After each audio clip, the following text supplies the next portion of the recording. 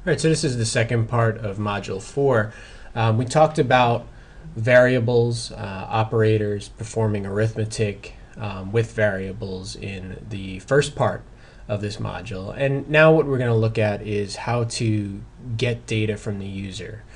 So in order to read data from the user, we certainly need to be able to declare a variable first. And whenever we read in from the user, we're going to store whatever they've typed in, at least temporarily, in some sort of a variable. And so what we've seen before in terms of talking to the user with cout allowed us to print out to the screen the contents or the result of an expression or a variable. We use cout and we use the insertion operator. On this slide, we start to see what input is going to start to look like. To read data from the keyboard, we're going to use the cin. Cin stands for console input as opposed to console output with cout. The operators are extraction operators. You want to think of them as removing data from the keyboard or removing data from the console, and it's going to read that data in to a variable.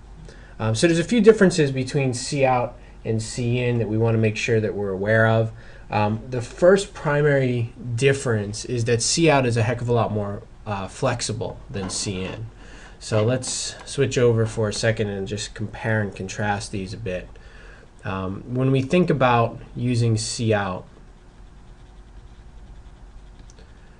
we know we've got our insertion operator, and afterwards could be any expression.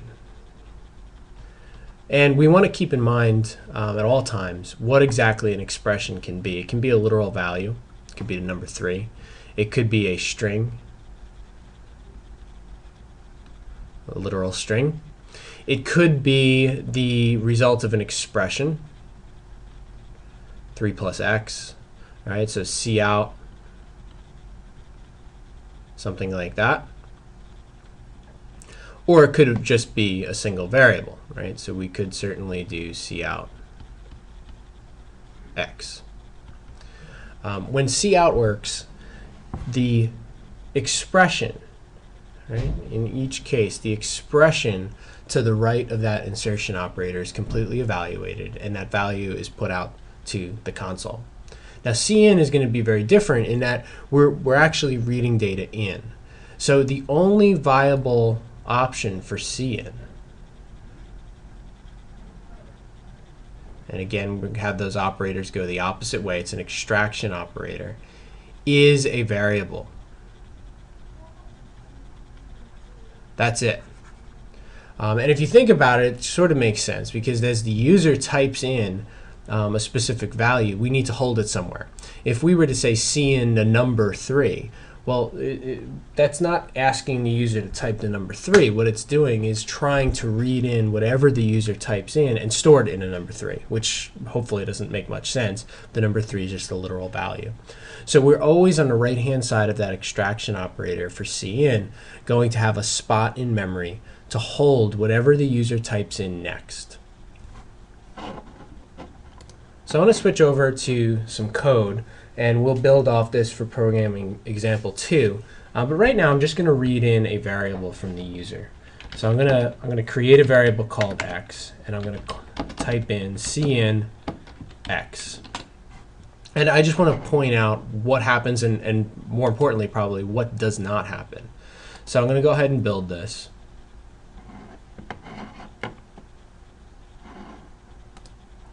And I'll run it. And the first thing you notice is that really nothing happens, right? We just have a flashing cursor. So when cin gets called, let's move this down a little bit. When cin gets called, the program stops. Or I shouldn't say the program stops. It's basically just sitting there waiting. It's waiting for you to start to type in values. Now I'm reading in an integer, so I'm expected to type in some sort of an integer. Now if I type in an integer, nothing immediately happens. It allows me to continue typing in numbers, and when I hit enter, that cin statement will conclude. The cin statement will complete, and the value x will now have the 492 in it. So when I hit enter, my program stops because that's the last statement that I have. If I were to see out x afterwards, right, or even a little bit more complex, you've entered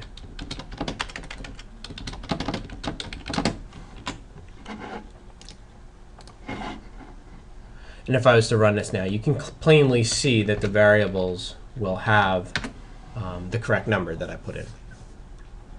Now, when I run this program, though, of course, the user has absolutely no idea what they're supposed to type. And this is a really bad example because you never want to have the user sort of staring at a blinking cursor right down here and not having any idea what to type in. And in fact, and we'll learn a little bit how to prevent this later on in the semester, but if the user doesn't know that they're supposed to type in an integer and they type in a character, certainly some very, very confusing results can occur. In this case, we failed to read that integer and we printed out the garbage value that was already in x at the time. So trying to read in a number when the user types in a resulted in an error. So we don't want to have this happen, though. We always want to prompt the user for what we're looking for. And an important thing to remember, and it sounds very simple, is that cout prints, cin reads, and you cannot mix them. You can't print out a prompt and also read in a variable with the same command, cout or cin. It's a back and forth. All right, so you're going to print out a prompt. Please enter an integer. And now recognize that the prompt is merely a suggestion. We can't force the user to type an integer. They could get up and walk away, right, and never type in anything. They could type in a string and have our program fail. It's a suggestion, and we don't have a great way of controlling it yet. But now, at least when we run this program, we can see a clear prompt. And notice I didn't put an end of line at the end of that statement, and that allowed that prompt to appear right on the same line. It sort of looks a little bit more user-friendly that way, rather than having the blinking light appear on the lower line. Right. And now we can see that I've typed in 90. And I can read in multiple values. Right. So if I declare two values or two variables, I can have two prompts. So notice the dialog starting. I ask for a number. I read the number. I ask for another number. I read another number. And I can print that out.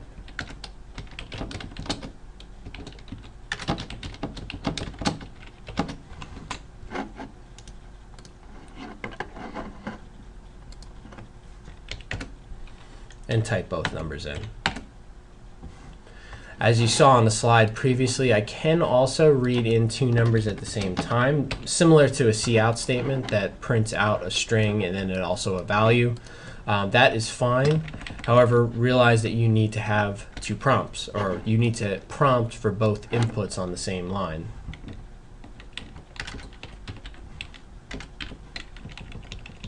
If you're going to read in cin, or if you're going to use cin to read in multiple variables within the same statement, it really needs to be expected, or the user needs to be told what both inputs would be. You don't get a chance to put a prompt in between these two if you're trying to combine them as one cin statement.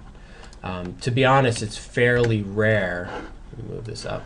It's fairly rare to do something like this, but we can type in two numbers separated by a space and hit enter, and I'll get those two values. More often than not, you'll find yourself writing separate and complete prompts for each variable, though. So what we want to remember as we start to talk to the user, obviously almost all of our programs are going to gather data from the user at some point. We're going to use cout to prompt. We're going to use cin to read in these numbers. And essentially we're starting a dialogue, a back and forth with the user of our program. Anything that we want to ask for, we should prompt and then read it in. We're also going to have to make very, very sure that we have all the input data before we start calculating things. And so we're going to have to make sure that we gather the input correctly. So to make this a little bit more clear, I'm going to go through an example here where I want to ask the user for the radius of a circle and calculate the area of that circle and print out the result. So before we start actually writing the code. Let's just plan out a little bit now on, let's sketch out a little bit what our problem is going to look like.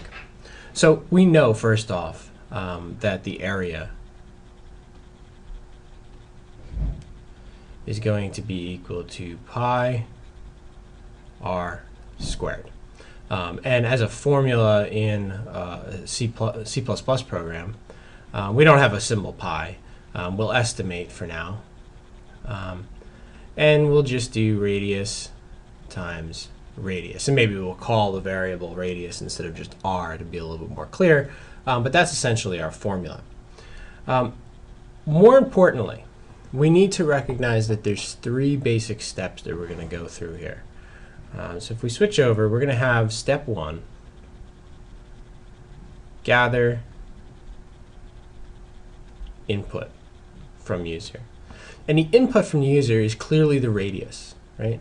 So the value of r is going to have to come from the user. And we can't calculate area. We cannot write this in our C++ program until after, or below in terms of our code, we've read in these values of radius. Because remember, the assignment operator does not establish a rule. It doesn't establish a relationship between r and a. It literally just takes whatever value is in r, multiplies it against itself, multiplies it by 3.15, and then copies that value into a. So the second step is then the calculation.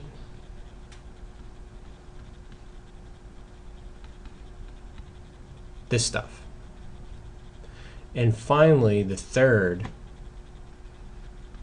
is going to be our output of our results. That's the cout statements. That doesn't mean this is the first time cout will appear. Right? Cout will appear in the input step as prompts, where we ask the user for data. But of course, we're going to print out the actual result as a step 3. So those 3 distinct steps, as we progress through this course, we'll repeat these steps in the same program. We'll have many, many instances of these steps where we have to get lots of different variables from the user. But we're always going to see this type of workflow. We're going to gather input, we're going to do our calculation, our computation, and then we're going to output and present our results. So let's switch over to some code. And I'm going to remove this preliminary stuff and just declare my variables. So I need a radius and I need an area, which is going to be an output variable. Certainly area will be a double because I'm going to be multiplying radius times 3.14159. So it makes sense to make these doubles. Radius could certainly be a double as well. I'm going to declare them on separate lines.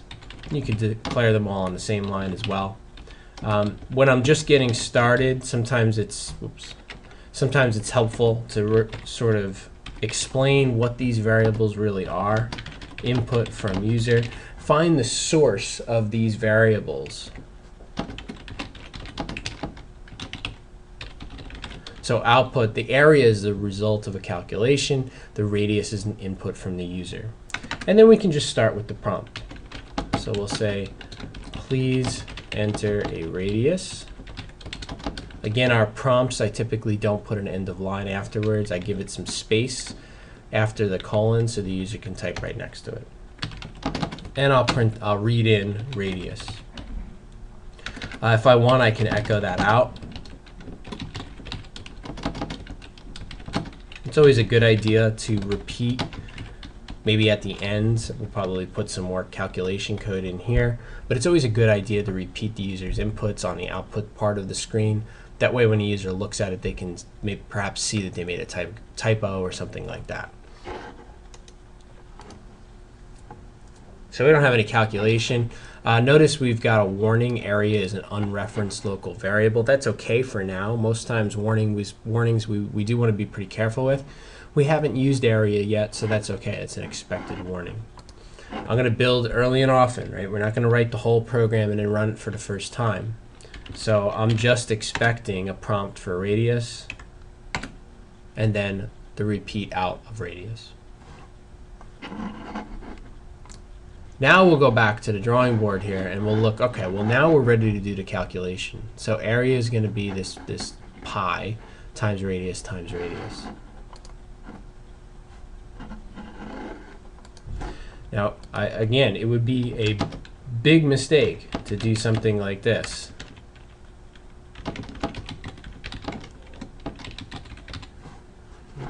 It sort of makes sense algebraically that we would write up here that area is 3.14159 times radius, but remember that we can't actually do this assignment statement until after radius has been read in by the user. We have to know that value first.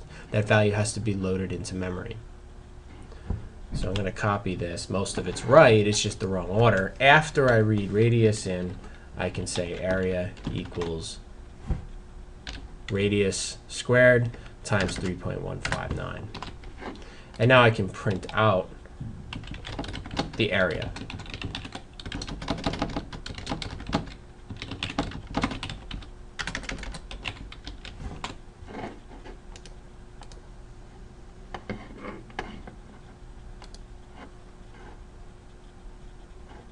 Oops, I have to notice Visual Studio is pretty smart about it. It sees that we've used an uninitialized variable. I should have just cut this instead of copied.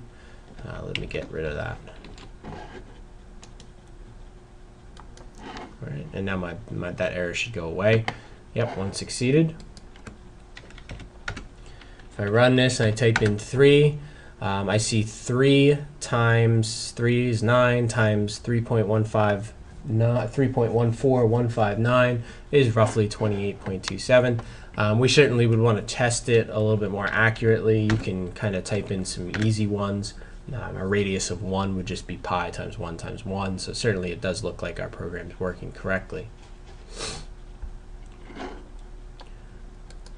One thing I want to point out is that I made a couple of typos. You might have noticed I corrected them fairly quickly, but I made a couple of typos when I typed in this value. I think the first time I typed it, I had a double 1 there.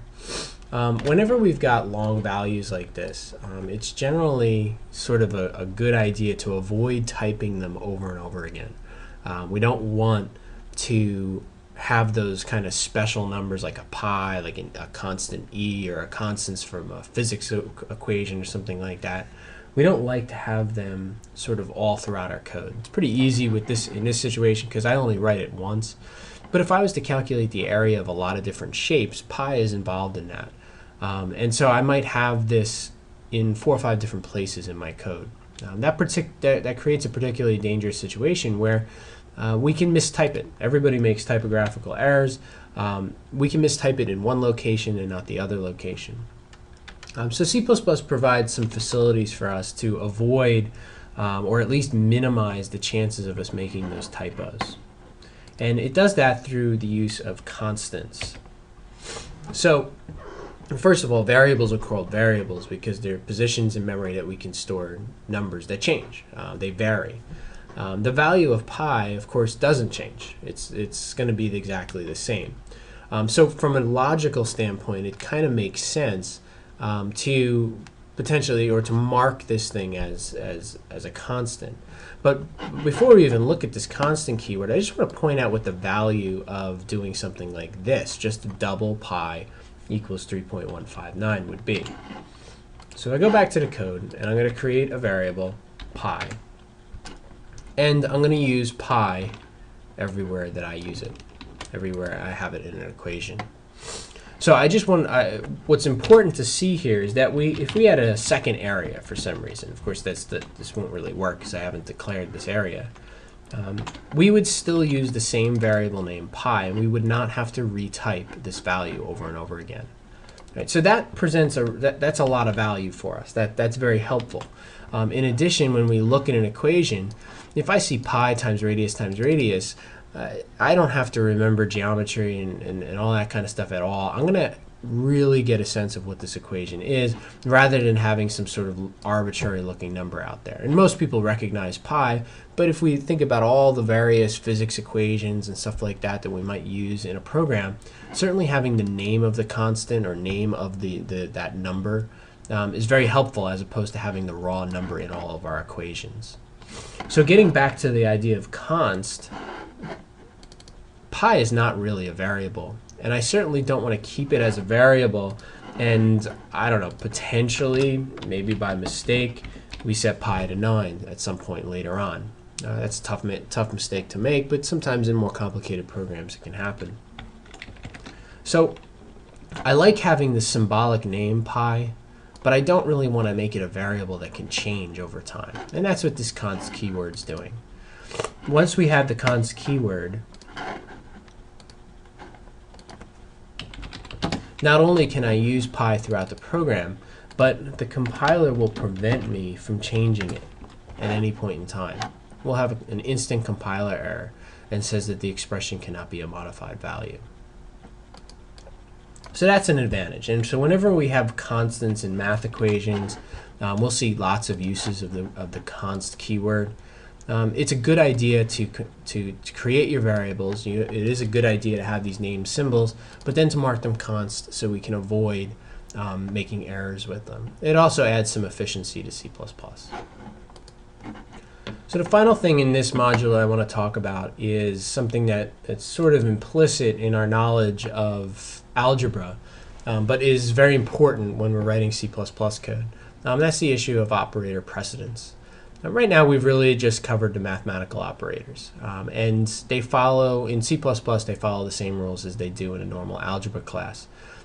We will always execute multiplication and division first, as opposed to the addition of the 5 plus 6 or the 9 minus 2 subtraction. Of equal precedence, operators of equal precedence will always execute left to right. So when we look at a statement like this, the first thing that's going to happen is we're going to look at these these multiplications and divisions, and we're going to execute left and right. So we're going to do the 6 times the 18, then divided by 9. We're going to get back 12 from that, and then it's going to be 5 plus 12 minus 2, which will give us the 15. It is not going to be left to right, 5 plus 6, 11 times 18 divided by 9 in that way. So it follows the standard algebraic rules. The only difference here is that we do need to remember that the modulus operator that we've seen before, that is at the same level of precedence as multiplication and division. Now, of course, just like in any algebra class, parentheses override operator precedence. So we can have 5 plus 6 in parentheses. That will evaluate to the 11 times 18 divided by 7, all right, because the 9 minus 2 will be evaluated first. All right, and that'll give us 22. So the same numbers, same operations, but with and without parentheses can give us very distinct different values. And we'll keep coming back to this idea of operator precedence as we learn more operators in C++. You should kind of keep in the back of your mind that the assignment operator itself is actually the lowest precedence. That always happens last. The right-hand side of this equation will happen first. So that lesson, combined with the variables, leads us into lab number 2 pretty nicely. So for lab number 2, I'm asking you to create a program that asks the user for temperature in Celsius. So you're going to want to create a variable to store the Celsius value and ask the user for it. You're going to prompt them. And make sure to use the appropriate data types for this. The computer is going to, or I'm sorry, this should really just say compute. We're going to compute the corresponding value in Fahrenheit. And the equation for converting Celsius to Fahrenheit is 9 divided by 5 times C. And again, you want to keep in mind some of the numerical issues that we've talked about so far, certainly precedence rules and how to make this work. And also keep in mind integer division as well. This 9 over 5 can become an issue for you. Once you compute the Fahrenheit value, I'd like you to print out both temperatures, the Celsius and the temperature values, with appropriate labels. So make sure that you kind of pick out the right steps here. We're going to have step 1, gather input, get that Celsius degrees. Step 2, we're going to calculate our results. And then step 3, we're going to output or present our output.